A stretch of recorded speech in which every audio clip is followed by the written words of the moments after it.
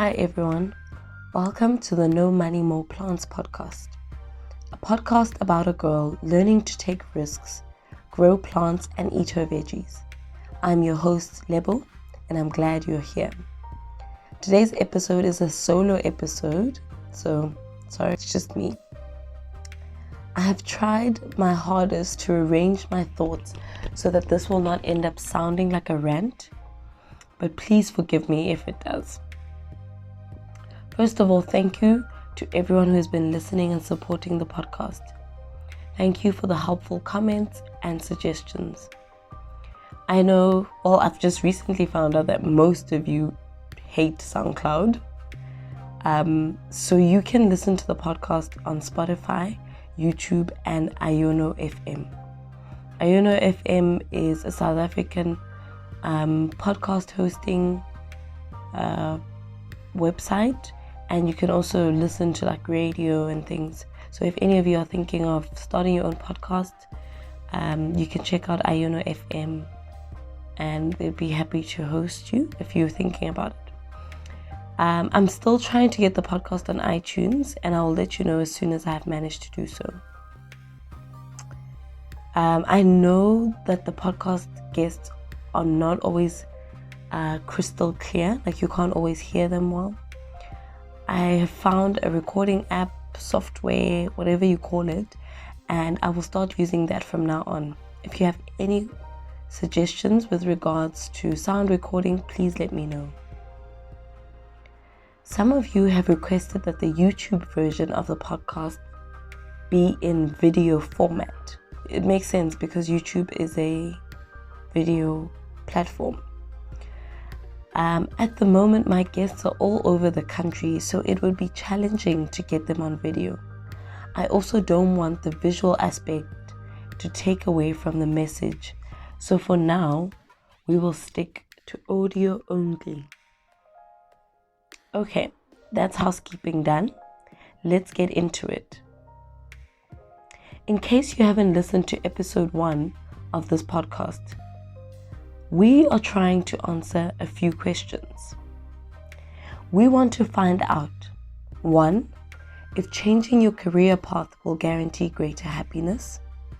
2, why do creative entrepreneurs seem happier in their chosen path? And 3, are they actually happier? 4, how are they financially sustaining themselves? And 5, what creative passions are some of us scared to unleash, and how can we do that?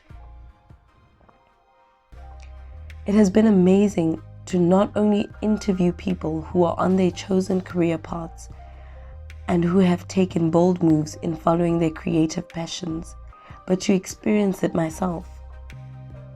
You see, this year I decided to become my own social experiment. I had been having a deep desire to explore my creative side. So starting a podcast seemed like a way to do that, and also a way to obtain research or information or input from others who have taken a similar journey, while also giving information to those who might be thinking of doing something along the same lines. I want to give a short review of my current experience. I will use the questions I posed as a framework, but I have a few additional points. So let's get into the first question.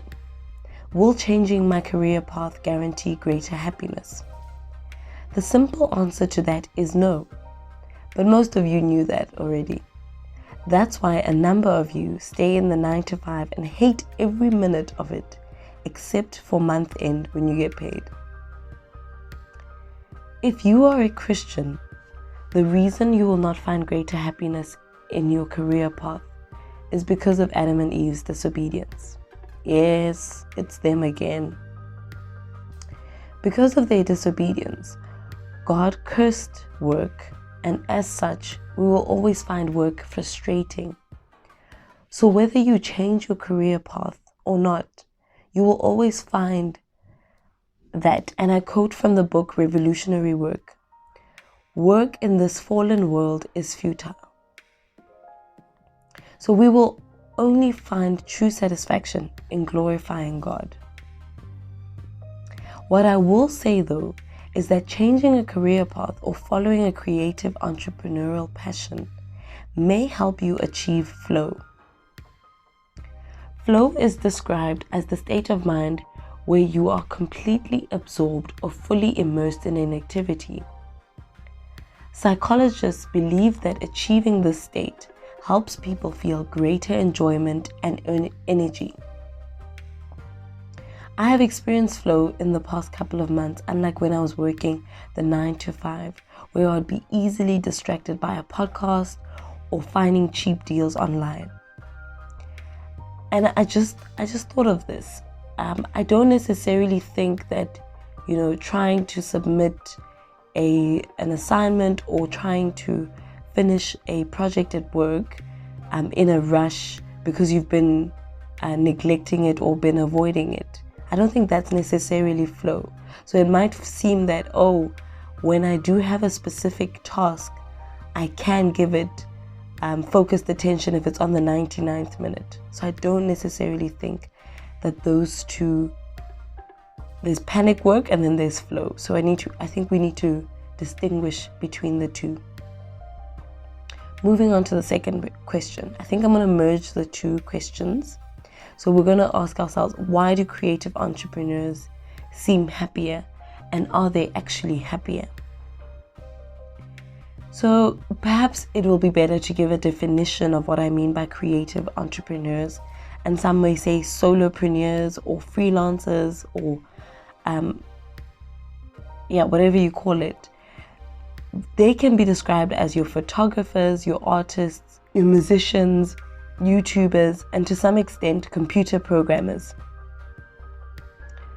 On this podcast, I've had the pleasure of chatting to two creative entrepreneurs.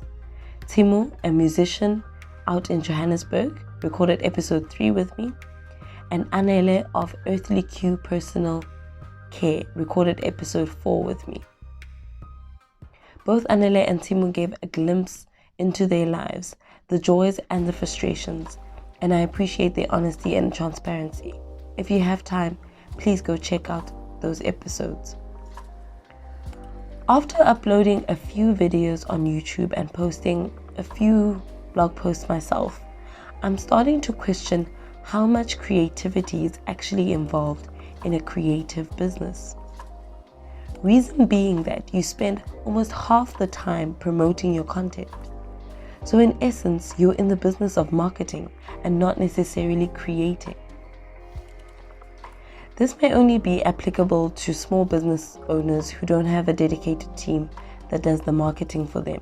But still, you spend quite a lot of time in the marketing aspect of the work.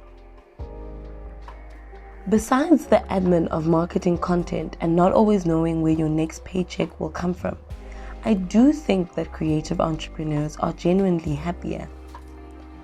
I believe it is to do with not living in regret. Living your life wondering what if I took the chance, what if I took the risk, can really cause a lot of anxiety and self-doubt. The fact of the matter is that not everyone will make it. Not everyone will have hundreds of thousands of subscribers or be a famous artist with exhibitions all over the world. But taking the risk could help you learn more about yourself and the world around you. I also think creative entrepreneurs are happier because they get to manage their time. They're not confined to clocking in at 9 o'clock in the morning and clocking out at 5 p.m. Although traditional jobs are considering flexible hours ever since the pandemic hit. So that could change in the near future. But I think they are happier because they get to manage their time. Some may also say that creative entrepreneurs are happier because they're living in their purpose and doing what they're called to do. From what I've read from the book Revolutionary Work so far, we may be misinterpreting the idea of calling and purpose. This may make me a very unpopular person after this. But anyway, the author of the book states, and I quote, "Some people suggest that God has for each of us a unique calling which is ours and ours alone. The conclusions drawn are that for each individual there is a job that only that person with that person's own particular range of gifts and abilities can fulfill. The application of this teaching becomes that each individual has a Christian responsibility to find the particular position or vocation to which each individual is called by God." He goes on to say that this is similar to the world's view of fulfilling your potential, and that the Bible never speaks of the word calling to a particular job fitted for one particular individual. The argument that the book makes is that we shouldn't think creative entrepreneurs are necessarily happier because they are living in purpose, because there is not one specific purpose for one particular person with specific gifts and skill sets. There is definitely one big purpose, and if you are a Christian, your purpose is to glorify God. But we are yet again reminded that the world does not revolve around us, unfortunately. I know some of you may not be happy to hear this or may have counter arguments, so please share in the comment section wherever you're listening to this podcast episode. Sure, this is a lot. We have covered 3 out of 5 questions, and I think we should park the rest for a later episode. I hope that something you heard in this episode evoked some sort of emotion in you, be it positive or negative. Thank you so much for listening to this episode. I've been told that I should announce my next guest in the preceding episode. Is that the right word? Preceding. Before. Yes. My next guest is an aspiring CA and up-and-coming YouTuber, Mufaru Mazodze. If you are interested in becoming a YouTuber or just want to support more local channels, please listen to the episode and go and support her channel. Thanks for listening again. I really appreciate each and every one of you. See you in the next episode. Bye.